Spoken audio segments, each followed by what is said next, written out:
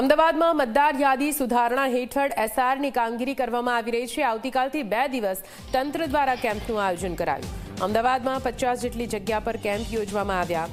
મતદારોની સરળતા માટે કેમ્પનું આયોજન કરવામાં આવ્યું છે। ફોર્મ પરત કરવાની છેલ્લી તારીખ 4 ડિસેમ્બર। વધુમાં વધુ લોકો ફોર્મ પરત આપી શકે તે માટેનું આયોજન કરવામાં આવ્યું। ફોર્મ ભરવામાં પડતી મૂંઝવણને દૂર કરવા માટે પણ તંત્ર સજ્જ છે। લોકોને કેમ્પમાં સામેલ થવા અને ફોર્મ ભરીને આપવા માટે અપીલ કરવામાં આવી। અમદાવાદ જિલ્લા કલેક્ટરે લોકોને અપીલ કરી છે।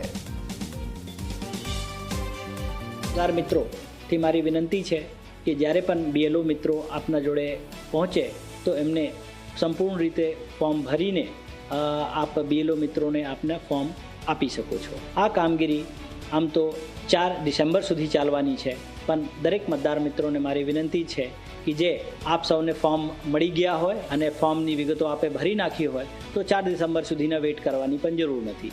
બીએલઓ 4 ડિસેમ્બરથી પહેલાં જ્યારે પણ આપના અહીંયા આવે તો આપ બીએલઓને ફોર્મ આપી શકો છો।